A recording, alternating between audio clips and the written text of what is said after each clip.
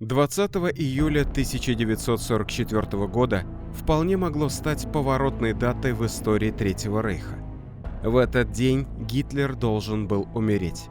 Участники заговора против фюрера, его еще называют заговором генералов, как никогда были близки к желанной цели. И только счастливая случайность спасла Гитлера от неминуемой смерти. Как известно, полковник Брандт во время совещания в ставке фюрера просто передвинул мешающий ему портфель со взрывчаткой в сторону за массивную дубовую тумбу. Она-то и погасила ударную волну, и Гитлер почти не пострадал. Принято считать, что именно эта случайность и стала причиной провала заговора. Но только ли она?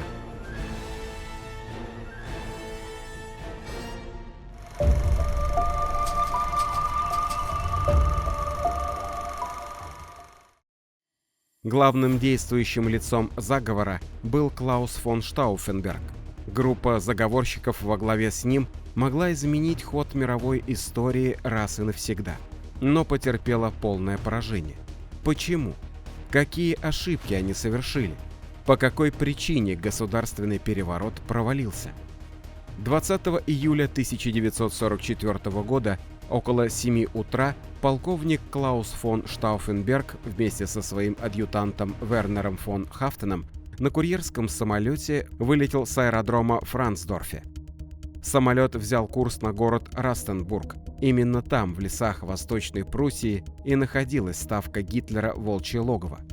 Штауфенберг был приглашен на совещание к фюреру. У него 2 портфеля. В одном – документы для доклада о создании новых дивизий, во втором – 2 пакета со взрывчаткой.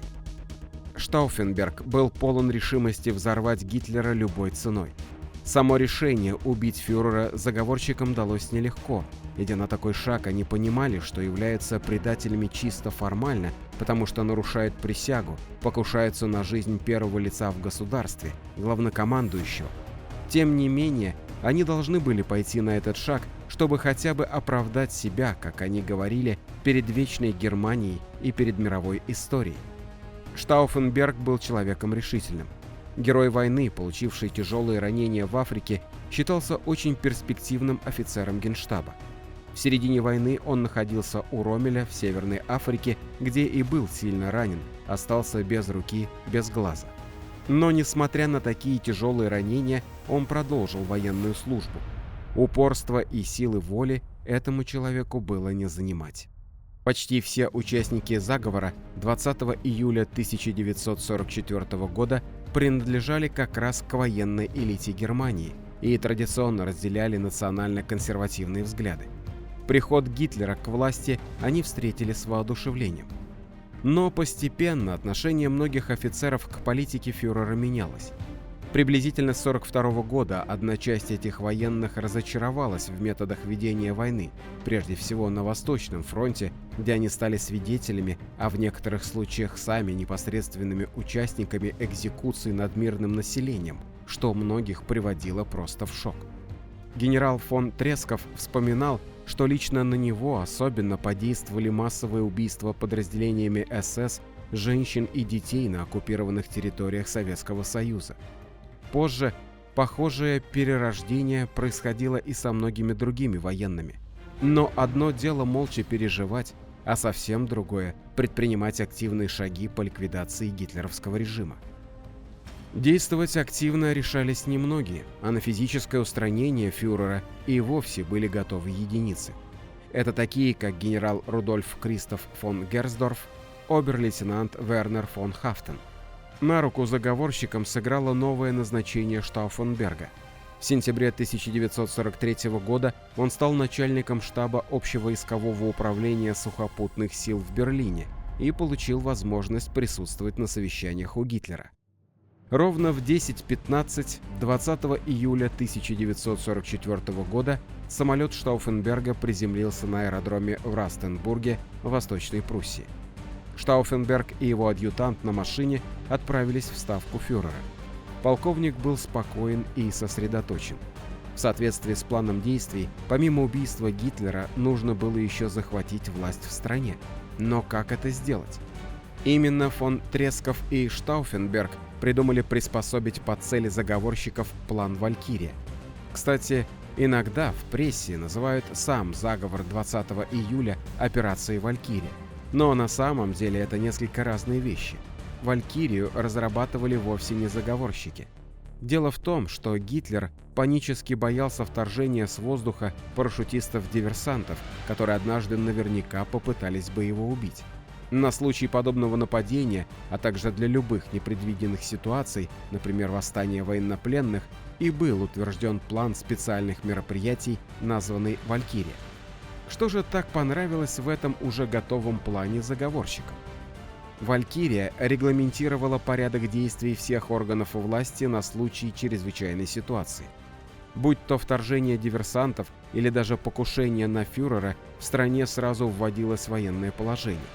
План «Валькирия» представлял собой совокупность различных мероприятий, направленных на быстрое развертывание войск внутри страны для поддержания порядка. Центральное место отводилось Берлину, поскольку там находились все министерства Германии, соответственно, там же находилась резиденция рейхсканцлера. По плану «Валькирии» на местах власть от местной гражданской администрации переходит в руки местного военного командования. Эти люди принимают на себя руководство текущей жизнью Германии и с помощью подчиненных войск, которые находятся на их территории, начинают зачистку территории от диверсантов. Руководящую роль в подавлении беспорядков должна была сыграть так называемая армия резерва со штабом в Берлине. В экстренном случае именно ей должны были подчиняться и все карательные органы страны, СС и полиция. После назначения на должность начальника штаба резервной армии в июне 1944 года Штауфенберг получил доступ даже к самым секретным документам операции «Валькирии», регламентирующим действия армии резерва. Штауфенберг как раз отвечал непосредственно за эту операцию, то есть он был в курсе всех ее деталей, всех ее возможностей. Проводились соответствующие учения развертывания. Оставалось только уничтожить Гитлера и соответствующим образом об этом объявить. Таким образом, с помощью «Валькирии», всецело одобренной фюрером, Тресков и Штауфенберг по сути планировали государственный переворот. Их план был прост – арест высших чинов гестапо и партийных функционеров нацистской партии, чтобы захватить всю исполнительную власть в стране. Как только заговорщики получали известие о том, что покушение на жизнь Гитлера увенчалось успехом, тут как раз и вводился план «Валькирия». Приводились в состояние боевой готовности части и подразделения армии резерва, которым предписывалось в самые короткие сроки заблокировать части войск СС как самые верные правящему режиму. Заговорщики планировали использовать именно армию резерва, с ее помощью шансы на победу возрастали. Но главным условием для реализации их стратегии была ликвидация Гитлера. Именно это давало всему заговору какой-то шанс на успех, потому что все военные не могли противостоять популярности Гитлера в Германии. Казалось, заговорщики все хорошо рассчитали. Их план по захвату власти в стране был логичным, по крайней мере, на первый взгляд. Самое главное в любом государственном перевороте – поддержка армии. И хотя идеологи заговора принадлежали к военным кругам, но были ли они обеспечены поддержкой надежных войск, которые под руководством посвященных в суть события офицеров готовы были перейти на сторону заговорщиков? Шансов у них было немного вообще изначально. Потому что заговор имеет смысл проводить только тогда, когда тебя поддерживают какие-то конкретные воинские части. Они пытались найти эти части, но этих частей оказалось не так много. Люди, составлявшие костяк заговора, рассчитывали на тех, кого они знали, даже не говоря с ними об этом. То есть действовал принцип «я его знаю, он нас поддержит, потому что он когда-то критически высказывался о нацистах». Вот на этом и было все построено. А по сути, отсутствие поддержки со стороны конкретных воинских подразделений явилось важной причиной провала заговора. Противоречия в кругу заговорщиков обострились еще задолго до начала самой операции по устранению фюрера. Далеко не все из них были уверены, что Гитлера надо физически устранить. Многие были недовольны радикальной позицией Штауфенберга, да и будущее Германии все видели по-разному. Основная цель заговорщиков, по крайней мере того крыла, которое представлял Штауфенберг, понятна – уничтожение фюрера любой ценой. Но что потом? каким они видели будущее Германии в случае успеха и как собирались выстраивать отношения с Советским Союзом. Например, Штауфенберг отнюдь не отрицал того, что с Москвой можно и нужно договариваться. Мало кто знает, что он даже хотел вести переговоры со Сталиным, но его позиции придерживались далеко не все. Но выбор был сделан. И лишь нелепая случайность на завершающем этапе привела к провалу покушения. До начала совещания оставались считанные минуты. Штауфенбергу требовалось время и уединенное место, чтобы активировать бомбы, которые он принес с собой в портфеле. Их было две, но активировать он успел только одну, а во второй, неактивированный блок взрывчатки, он почему-то не стал класть в портфель. Так, 2-килограммовое взрывное устройство стало ровно вдвое меньше. Дальше Штауфенберг попросил уступить ему место поближе к фюреру, ссылаясь на проблемы со слухом после ранения. Он встал рядом с полковником Хайнцем Брандтом и поставил смертоносный портфель под стол в паре метров от фюрера. После этого, под предлогом телефонного разговора, Штауфенберг вышел с совещания, а полковник Брандт, мешавший ему портфель, передвинул за дубовую тумбу стола, в результате чего Гитлер оказался защищен этой тумбой. Нелепая, непредвиденная случайность. Взрыв произошел в 12:42. Штауфенберг к тому времени уже покинул Ставку, но он его видел и слышал. Из 24 человек, присутствовавших на совещании, 4 погибли. Гитлер получил осколочное ранение, ожоги ног, правая рука была временно парализована. Волосы опалены, он был контужен и временно оглох, но остался жив. Полковник Штауфенберг в полной уверенности, что Гитлер мертв, он своими глазами видел взрыв около 13:15, вылетел обратно в Франсдорф. Спустя 2 часа уже после приземления на аэродроме он звонит в штаб армии резерва генералу Ольбрихту, который в случае успеха заговора должен стать военным министром. Штауфенберг был в полной уверенности, что план «Валькирия» запущен в действие, но Ольбрихт пребывает в глубокой растерянности и ничего не предпринимает. Штауфенберг прибыл в штаб резерва сухопутных войск уже ближе к вечеру. Он все еще был уверен, что фюрер мертв. Но даже узнав, что его покушение не удалось, попытался действовать. Штауфенберг еще надеется на помощь генерала Фромма. Именно он был командующим армией резерва и мог повлиять на сомневающихся генералов. Но здесь полковника ждало жестокое разочарование. Генерал Фромм не только отказался поддерживать заговорщиков, он вдруг резко переметнулся на сторону закона. Чтобы себя обезопасить, а он знал о заговоре и не доложил куда следует, генерал в срочном порядке арестовывает Штауфенберга и еще 3 заговорщиков: офицера-порученца фон Хафтена, генерала Ольбрихта и полковника фон Мерца. Фромм распорядился провести формальный трибунал.